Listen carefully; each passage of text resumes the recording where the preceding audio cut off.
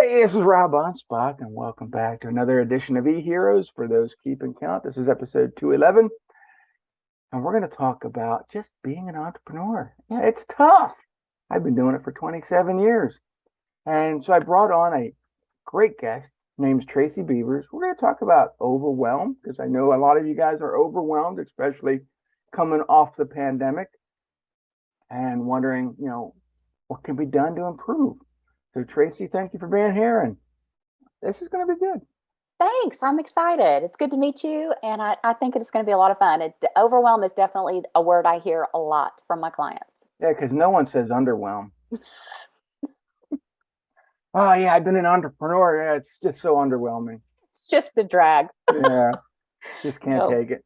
yeah, But yeah, it's come from marketing, from expenses to trying to find the right vendors. I mean, yeah. to me, it's a science, but it's also a lesson in patience because one of the things I teach my entrepreneurs that are listening, at least, is never rush the process. Hmm. And I early on in my entrepreneurial career, I would try to, jump to the next level before understanding the previous level. And it Right. doesn't work because you haven't mastered it. And then you try to jump to the next thing, and you're like, oh, why am I failing at this? No, it just you gotta take the process as it comes. And to some people, maybe the process takes 10 minutes. Great. To others, maybe it takes 20 years. Yeah, Yeah, for sure. there's some people that are slower, but Yeah, it's different for everybody.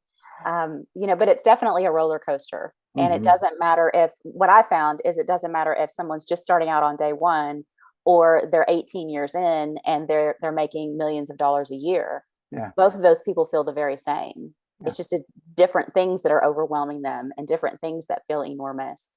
And I think, at least from my vantage point as a solopreneur in the online space, a lot of people think that building a business in the online space is going to be so much easier than building a brick and mortar business would be.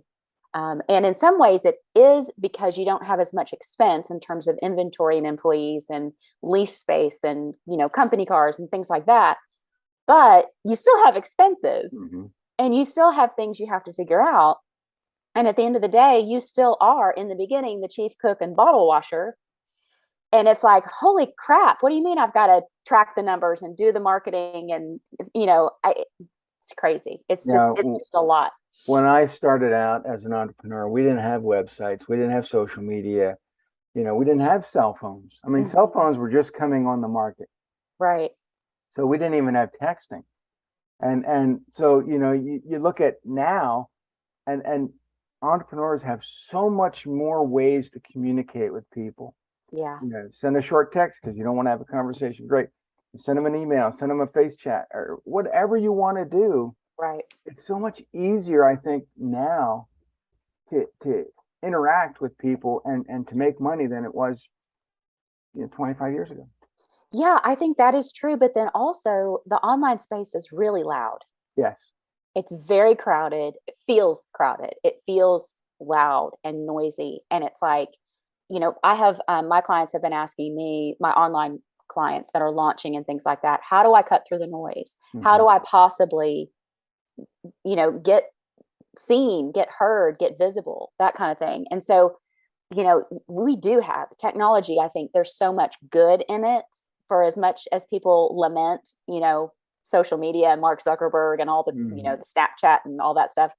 I think it is a really cool way to monetize Right. your life.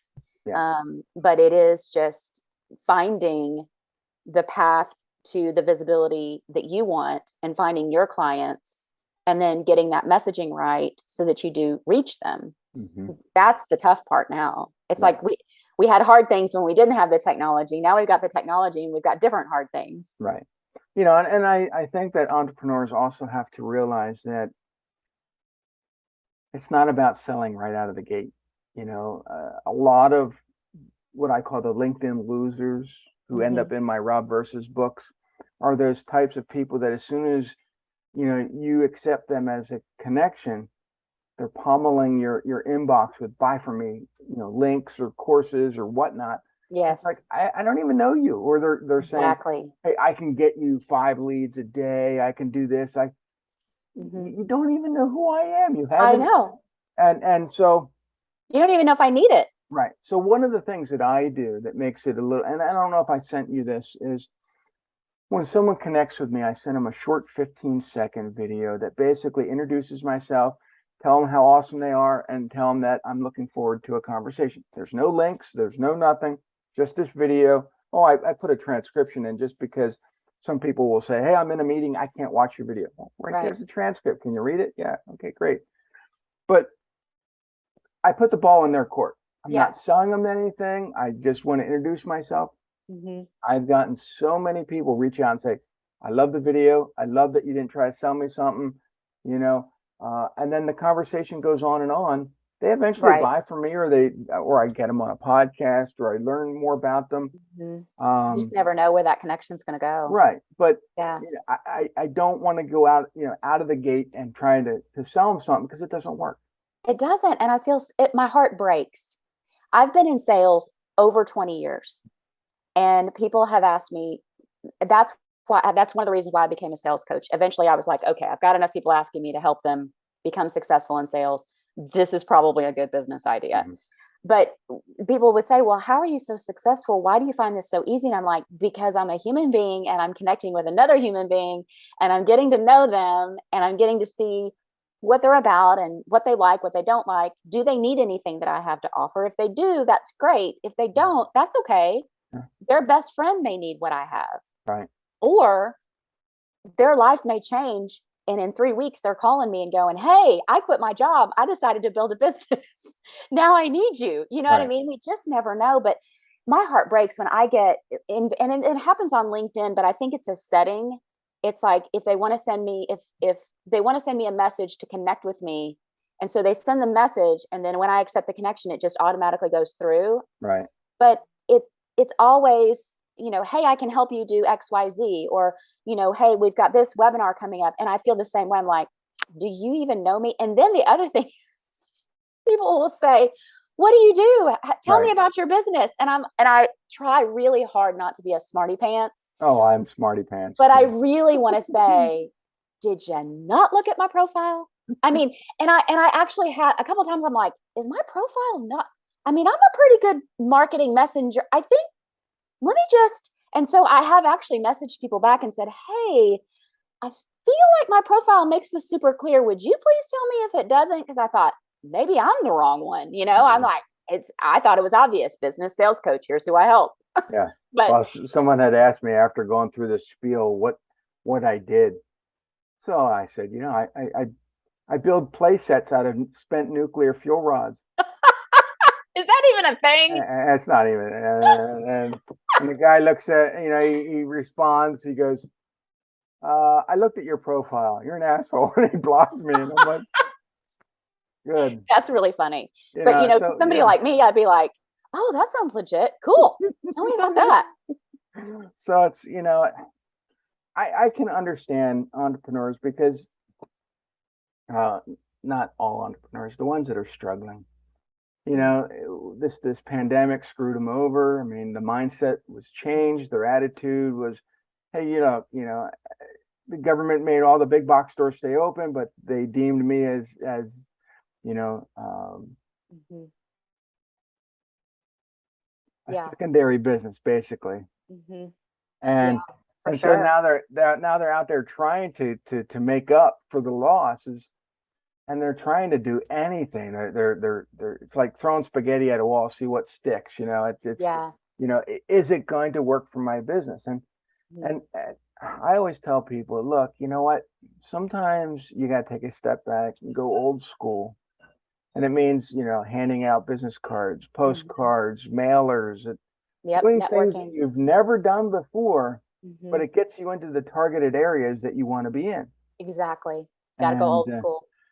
some of them have no idea what old school means. They don't. They've been doing online world for so long, you Yeah. know, they don't realize that social media, the first word in social is, hey, let's be social, not let's sell Mm-hmm. you whatever I can Right. sell you. But And the other thing they forget is that social media is rented space. You've heard hmm that.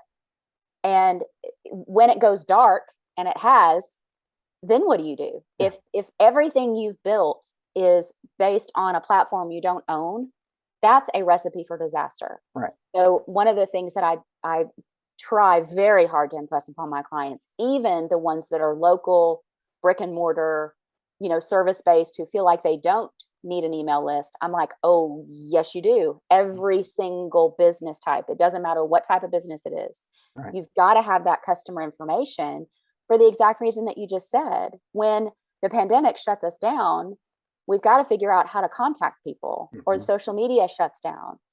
Any massive change in a recession. I mean, Right. I have so many business owners that are my clients that can't even find employees, which blows my mind. I don't Right. know what everybody's doing for money, but nobody seems to work. And so it's like, I mean, but we're having to go old school and try to figure out ways for them to network, to find the connections, to find the employees that they really want, Yeah. not And just somebody that can fog a mirror. I drove down to the beach, as I told you off air, but I saw every single one of these businesses was recruiting, and it would Mm-hmm. say $1,000 sign-on bonus, five Yep, thousand sign dollars on sign, bonuses. and Mm-hmm. Even at McDonald's. right, I'm and like, the thing is that wow. nobody cares about your sign-on bonus. They want a higher hourly rate. Mm-hmm. So if you say, well, it's $1,000 sign-on bonus, but it's $14 an hour, Mm-hmm. And people you get the would bonus in 6 months after you've been right, here. people would rather have the $20 an hour and no bonus. Yeah, for sure. And so pay them more. Mm-hmm. I saw one that said hiring competitive. We pay higher than average. What does that even I mean? was gonna say, It's yeah. just whatever. What's your definition of average? Yeah. That So would be my question. yeah, Yeah. but it's I think that confidence is one of the biggest things that an employee or an entrepreneur can have is, Mm-hmm. and when early on in my career, I think I was cocky, and maybe that was an early sign of confidence, but it made me realize that I couldn't do the things that people wanted me to do for the price that they wanted to pay. Mm-hmm. So I raised all my prices, and I started feeling more confident in my abilities, more Mm-hmm. confident in my selling. Mm-hmm. I went out, and back then I had a cleaning business, but with higher prices you get better types of clientele. Yes, for And sure. then and doing that, I got into better homes. I got Mm-hmm. into, the invoices got bigger, Mm-hmm. and And they got paid. yeah, I got paid right away. Yeah. And um, back in 1995, when I started this cleaning business, my slogan was, "We clean your carpet, not your wallet." Nice. And it sounded nice. It sounded, hey, he's going to be fair to us, where he's going to Mm-hmm. do a good job. And Yeah. what I got was people with no money with the trashiest carpets, and it Yeah. took me 5 times longer to clean them than what it was worth. Mm-hmm. And so when I got rid of that slogan and jacked my prices up, what I got were people willing to pay a lot of money to Mm-hmm. have me clean carpet. Yeah, that's nice. That's And definitely a better business model. so, when you take that into whatever service base you're doing, or whatever, Mm-hmm. even in the coaching field, you go after the clients that not only pay you more money, Mm-hmm. but make it worth your time. For sure. Yeah, I agree. When I first started out in coaching, I didn't really know what prices to charge. In fact, I did some things for free just to get some really good experience under my Mhm. belt and know a little bit more about who I wanted to serve, who I didn't want to serve, what kind of work did I, because I originally started when I started in coaching, I originally started to be a life coach. Right. But it was through that experience and some really good friends of mine saying, Tracy, your wheelhouse is, I mean, you're a good life coach, but you are an amazing business builder and sales, coach. And I was like, okay. And that felt like a better fit anyway. I felt like I was more qualified to do that. hmm But when I first started out, I was attracting those clients that they didn't understand the value of what I was offering, and they didn't Right. understand the value of what I could do for them. Yeah. And I have raised my prices over the years. In fact, I just raised my prices last month, And it is true. You attract the people that you truly want to work with, action takers who are serious about their business, who, when I map out a roadmap of action steps for them to follow, they're actually going to do it. Mm-hmm. They've got that fire, and they just have that desire and that urgency. The ones that I was working for less, I mean, that some of them still, a year into coaching with me, they still had things on their action item list that they hadn't even gotten to. And I'm like, what you been doing? Mm-hmm. These are basic marketing things that you need to do to keep your existing clients with you. Things like newsletters and referral programs and things like that we talked about, they were jazzed up about, but there didn't seem to be a sense of urgency. Mm-hmm. And so when I raised the prices and started attracting the people that I really wanted to work with, the ones that are excited, it just makes it that much more fun. Yeah. And what I found, and you probably found this as well, is there's a lot of people that probably shouldn't be entrepreneurs. They go into the business thinking, oh, I can make some money, I can do this, but they don't have long-term goals. Right. And everything that they're doing is copying off somebody else. Well, and they don't understand, they don't expect the roller coaster of the mental game part of it. And that people call it imposter syndrome. I think that's overused. It's just basic doubt and fear that pops in. And, because I have some clients that struggle with that. They are literally paralyzed with this doubt and fear. And I'm like, hold on, wait a second. What happened to that powerhouse person who was helping people and was coaching one-on-one in person and loving it?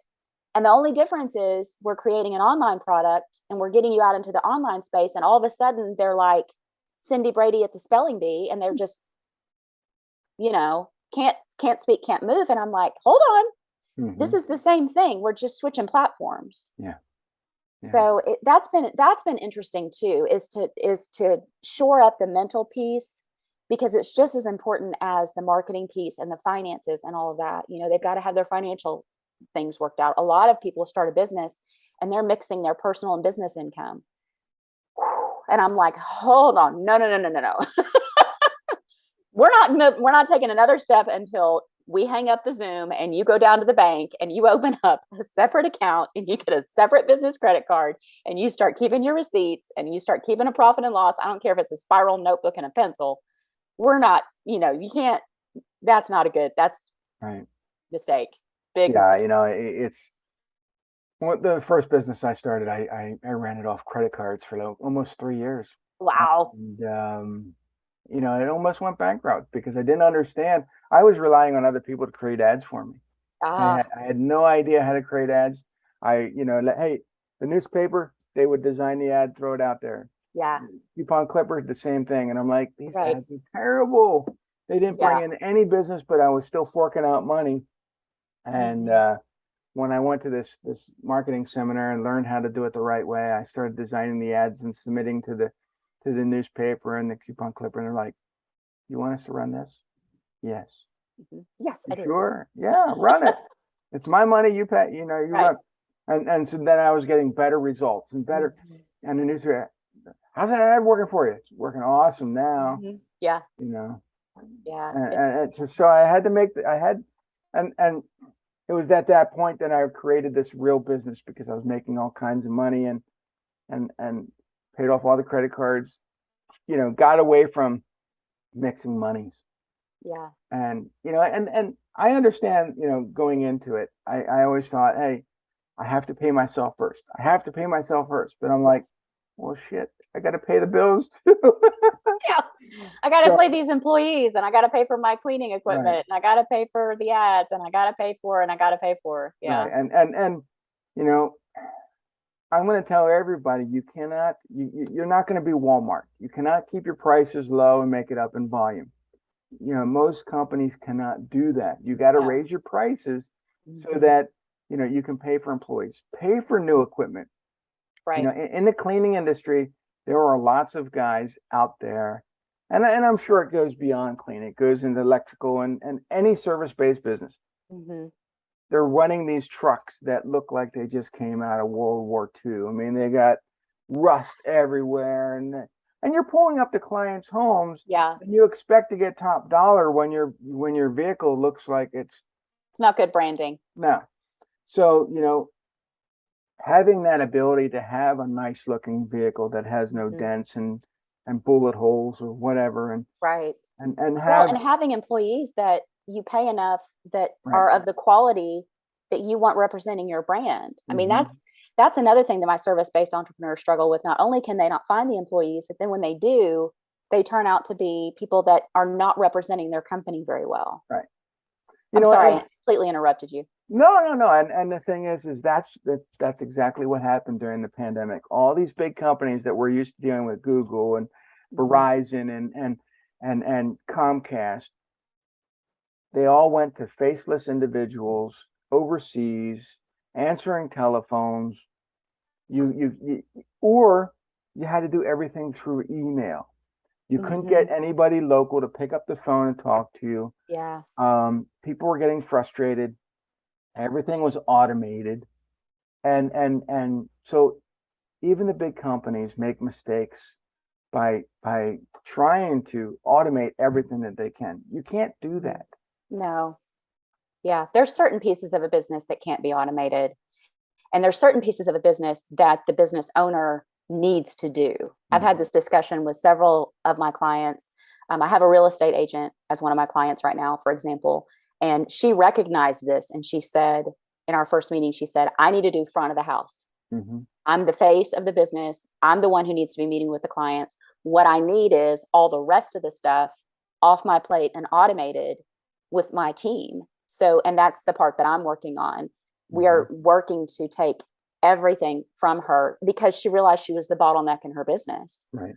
She was trying to do everything. She was trying to make all the decisions. She was trying to get, make sure that the creative looked a certain way and blah, blah, blah, blah, blah. And she's finally like, I don't care. I need to go out and meet with the clients, make them happy, make sure I sell their house for the right price, find somebody the house for the right price. And the rest of this stuff, we need my team to do. So we're Mhm. systematically working through the checklists and the social media creation Right. and what that looks like and all of that so that she doesn't have to worry about that. But that front, some of those front of the house things, the business owners want to delegate and then the company doesn't have the same feel anymore. Right. It's You like know, it and loses its identity. right. And you talked about faces and delegation. And one of the things I always encourage anybody with a website that has employees, Mm-hmm. put your employees' pictures on that website. Oh, for sure. Because Yes. when I'm calling in Mm-hmm. and say I get, Kim or Diane or whoever answers the phone, Yep. I can see that person on that website. I know what they look like. I know who Exactly. I'm dealing with, and it makes me feel safe. It makes me feel comfortable. It makes me know, Mm-hmm. like, and trust your business. Exactly. But Yep. if I go to some faceless, I have no idea where it went and went overseas, and Mm-hmm. I'm trying to give out my financials, and next thing I know, I'm being hacked. Yeah, yeah, it's scary. We really have to give people that reassurance Hmm. with every piece of our business, and that goes into something that I teach very heavily. I feel like a broken record when I talk about this, but when we're interacting on Facebook, it's my personal Facebook profile that you're seeing. And Hmm. if you see something that I post and you're like, "Oh, she sounds really cool. She's a business coach. I need a business coach. Maybe I want to hire her." And you click on my personal profile, and you probably know what I'm going to say. And you go to my personal profile, and there's no information Hmm. about me being a business coach. Or I might say, "Hey, I'm a business coach" in the intro part.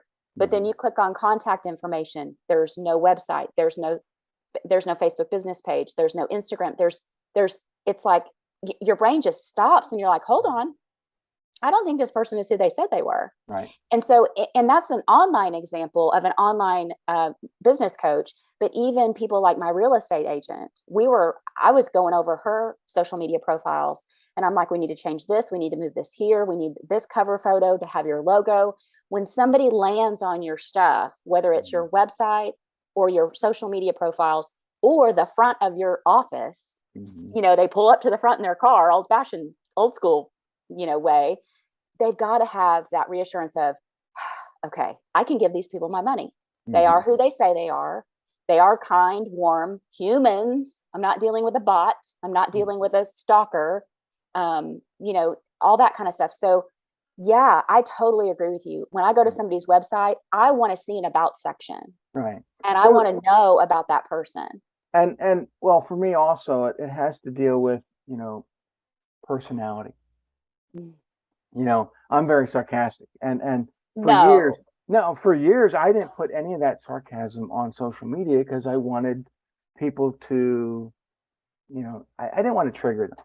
Yeah. You The want to make problem, everybody happy. well, yeah, and the thing is that I got clients, and they Mhm. were so clients until they until I opened my mouth and became sarcastic with them, and then they're like, I can't deal with you. But Right. so what I'm saying is that your offline personality needs to match your online Oh, personality, because yes. when they do meet you, when they do hire you, it's the same, It's got to be the you same. know. Totally. So when they're Yes. reading my post and it's very sarcastic and they're laughing and they're funny and they meet me in person and they can Mhm. laugh and carry on, and Right. that relationship is going to stay solid. Hmm. But if it doesn't match, they're going to go, something's phony about him. Yeah, exactly. I have people, there's two things came to mind. One is when people schedule a free info call with me and then we hop on Zoom and we're just chatting for about 20 minutes. Just, hey, tell me about your business. What's going on? I want to make sure that I'm the right fit for them. Mm-hmm. First of all, a lot of people don't believe me when I say, if I'm not the right fit for you and I'm not the right coach for you, I'm not going to take your money. But I literally will not. I will. In fact, I've told a couple of clients who really wanted to give me their money. I was like, I'm not Mm-hmm. doing it. We need to find you somebody that's more specialized for what you want to do. But sometimes they'll say to me, well, you're just as kind and warm and welcoming as you are in your social media stuff. And I'm like, do you think I'm somebody different? Yeah. No. Yeah. And then the other thing that comes to mind is there was a gentleman that I worked with when I was in corporate. One of the jobs I had was in banking. And I'm not going to say the bank and I'm not going to say the position I held, because then people that know me will be like, oh, I know who she's talking about. But there was this gentleman who was in a management role pretty high up, Mm-hmm. and his personal life was a train wreck. And so then he'd come into, and everybody knew it because we live in the capital city in Little Rock, Arkansas. It's not a small city, but it is a small city because Mm-hmm. everybody knows everybody, especially in the banking world. And so then he'd come into work and he couldn't figure out why the team didn't want to listen to him and why he wasn't being respected. And I was like, because you're not, nothing's matching up here, man. You Mm-hmm. know? So yeah, I totally agree with you. But yeah, it's so funny when somebody will say, God, you're just as nice as I thought you would be. And I'm like, I mean, I can't keep up with more than one personality. Can't do it. This Mm-hmm. is it. This is what you get. That's just, yeah, for me, it's, and if you get on my bad side, guess what? You're going to end up in my book. So it's up to you. Either way, you're in my world. I'm either going to Uh, write about you or we're going to work together. I don't share names in my books. Right. I protect the stupid and Yeah. and guilty, and The um, idiots. yeah. But Yeah. some people actually know whose story I'm talking about when they read the book. Yeah. It's Probably. like, don't want to get sued because everybody's trigger happy. But I wrote the books because, at least the Rob versus books, because I wanted to bring some more humor into people's lives, and everybody was going through the pandemic, and Rob versus the scammers came out right before the pandemic, and then Rob versus the morons, Rob I versus saw that one and I was humanity, like, that's Rob really versus funny. entitled, Rob versus wackadoos, and the new one coming out is Rob versus the unicorns, and because some of these people just seem like they're just from some mythical land that they're Oh my goodness. How entitled about to Rob? everything. Are you talking about the influencers? Is that what you mean by unicorns? Sort of, but they think they're higher than everybody, Yeah. so How about we do a Rob versus the coaches that claim to make $1 million a day? the gurus. Let me tell you how sick I am with that. Now, some of the guys who've been around a long time truly have the spreadsheet to prove they're making that kind of money. But do you know how many female coaches that I see on Instagram that, I'm sorry, their brand doesn't say trust me with $10,000. Right. And yet they say they're making, $30,000 a day or whatever. And I'm like, this just doesn't. And the funny thing is that, I've had a few of these gurus reach out to me for their marketing, and they can't afford me. And I'm thinking, yeah, but you claim to making $1 million, 2 million, $100 million a year, and you can't afford me. Right. Okay. Well, they're not being honest about their revenue or their net profit because they've spent it all. Something's going on there. Right. But that's the other thing I always want to ask people when they say, "Oh, I had a $100,000 launch." I'm like, "Great, show me your P&L. I want to see your expenses." Because how much of that's actually going into your pocket? Because if you're going to net, let's say $10,000, I can do a $10,000 launch with my lean expenses and come out about the same with less stress. Yeah. So I don't know. I just think there needs to be a little bit more transparency. I sat down with one of them one day, and he's, he was honest, showed me his numbers, and I looked at my numbers, and I'm thinking, shit, I make more than you, and I got less stress. Yeah. And so after he's done making all these expenses and paying off all this stuff, and he's making diddly. Yeah. Oh yeah, it's great to be able to claim that you made $1 million in sales or 10 million or whatever, but after all your expenses, if you're bringing home $2,000 a month, you might as well go flip burgers at McDonald's because you're going to make more money. Well, with the sign-on bonus, you would.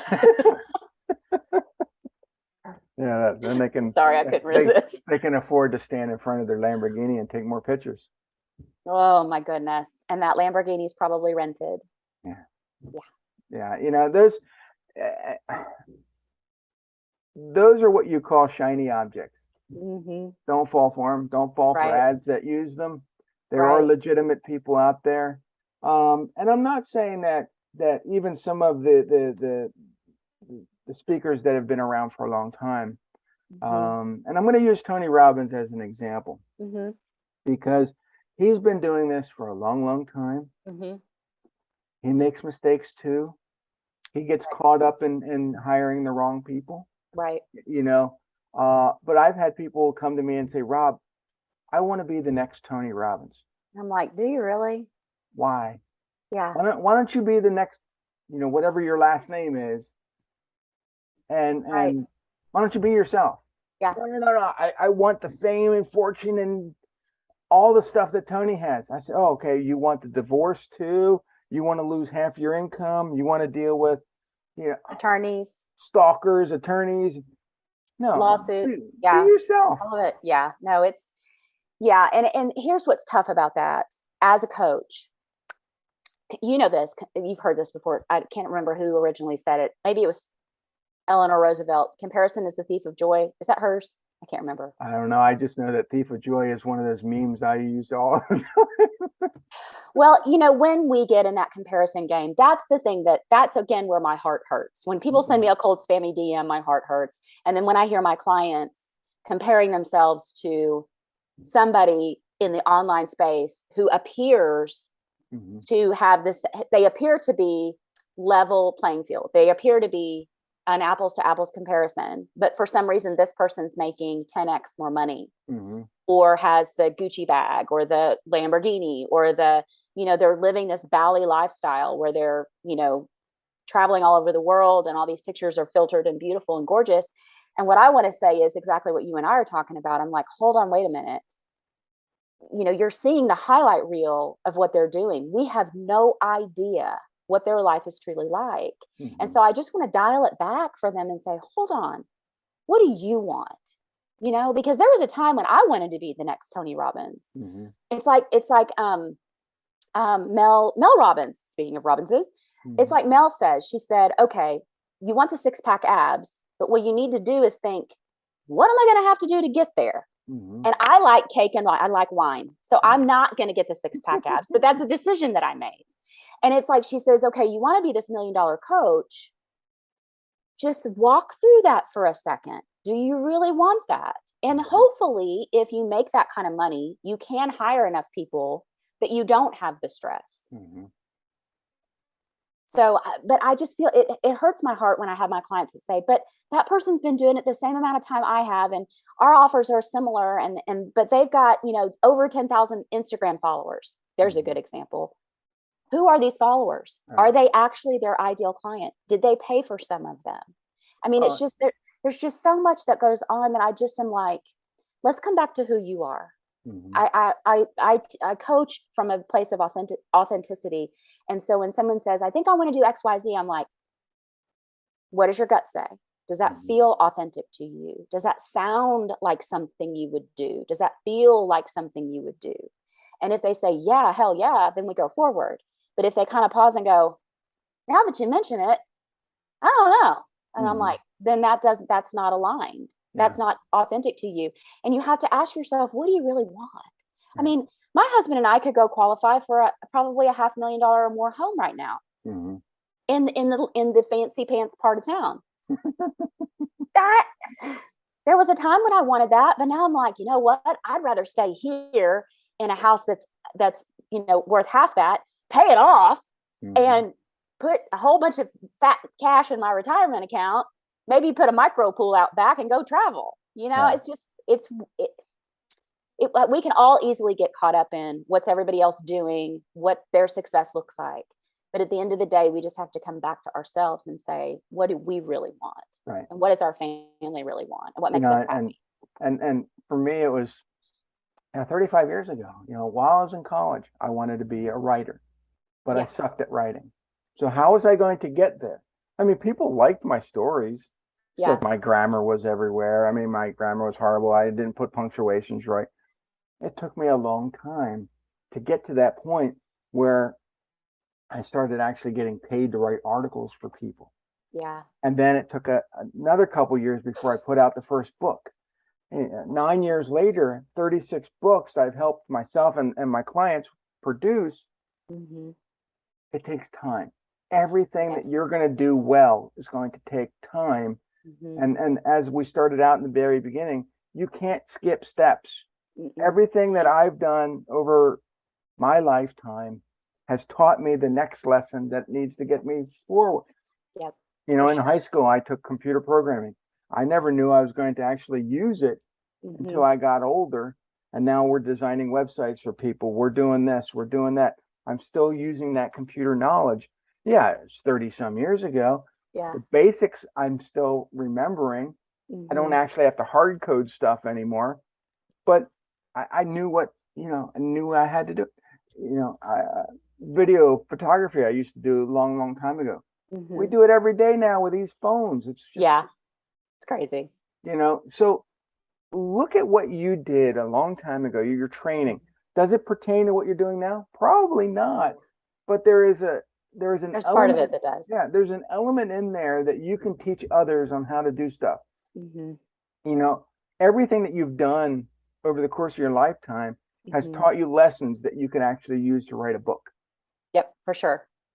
My book, Lessons from the Dojo, every single page is a new lesson. There's 101 of them. And they're very just common sense lessons that you need to use to improve your business, life, and relationships. And the funny thing is nobody knows what common sense is anymore. Yeah, that's true. So and I started these podcasts years ago to help entrepreneurs understand that they're not alone. There's people like us that are willing to help. Yes. And even if it's just a free phone call to get you to that next level, great. Right. But if there's something that I can help you with, or Tracy can help you with, or the hundreds of other people that I've interviewed can help you with, reach out to them. Yeah, for sure. Yeah, I say that every week. I do a weekly live training in my Facebook group. And at the end of every one of them, I always say, don't go it alone. Being an entrepreneur is hard. And I want to remind people that if they think they're alone in that feeling, they're not. And I want them to reach out for help. And that's part of what I hope they find in the Facebook community, in my Facebook group, is a community of people, just like you said, Rob, where, that if you posted and you said, I'm building this website and I'm stuck, are there any tech, geniuses in here that can walk me through, somebody would step up and say yes. And Mm-hmm. it's kind of like how you and I connected. Right. We're both in Pam's group together, and I posted about, hey, I really want to get on some more podcasts. And you were like, hey, come on my podcast. And Yeah. you hadn't even met me yet. No, not So yet. And I'm terrified. I'm so scary. This really loud Southern girl. Where'd she come from? Yeah, so I totally agree with you. We've got to stick together and we've got to help each other out. So how do people get a hold of you? Where do they go? Oh, the easiest thing to do is just to go to tracybeavers.com and hit the contact button. It'll come right to me. I have an assistant. I have two assistants, but I answer my own emails. That's an easy way to do it. Or I'm on Facebook, Tracy Lane Beavers, and then my Facebook group is there. They can catch that. I'm on Instagram. It's at Tracy Beavers Coaching. They can connect with me there in the DMs. But the important thing is that I do want people to reach out. If they feel like there's something that I can help them with as a business and sales coach, please reach out. Let's just do a 20-minute chat. Right. Let's figure out what's going on. I may be able to give you a couple of really cool tidbits that you can take and run with, and you'd be good for the next 3 or 4 months. Right. You know, you just never know. I'm going to leave everybody with this, is that, we talked about social media briefly on this podcast. Social media can become one of the biggest overwhelm factors that you experience now. So what I want you to do is just pick 3 social channels that you're going to use. For me, it's Facebook, LinkedIn, and YouTube. That's where you're going to find me. I don't dabble in Snapchat. I'm not on TikTok. I'm not either. I rarely get on Instagram. I might post a picture every now and then. But where I resonate, where my clients resonate, are Facebook, LinkedIn, and YouTube. Now, those 3 might not be, for you. You might find success on TikTok and pointing at stuff and dancing, and nobody wants to see me dance. I'm a pretty good dancer, but I'm not getting on there. I use the same dance move everywhere. It's called the Anspach shuffle, and that's all I do. That's right. And yeah, it's not happening. But if the other networks work for you, I know some people love Twitter. To me, it's chaos wrapped up in disaster. No, not happening. It's a really good way to describe it. It's like a big chaos donut iced in disaster. And I don't want to eat it. Snapchat. I think most people use Snapchat just to stalk each other because they can tell where you're at. I tried to use Snapchat because of my kids, and I gave up. I was like, I can't do this, and I don't really want to know what they're doing. I just don't. I'm sorry. They're old enough that they're over 18. I'm like, and then there's other ones that I post to for my clients, which is MeWe, and to me it's some of these other ones that promise the world, hey, we're going to be the next Facebook replacement. No, they're not. Just stay on Facebook because that's where everybody is. I don't like Zuckerberg poking his fingers at everything, but sometimes you just gotta stick with what works. Sometimes you just gotta play the game. That's right. Yeah. I'm not a super fan of some of the politics of it and the drama of it and the way it can hurt our kids, from a mental standpoint.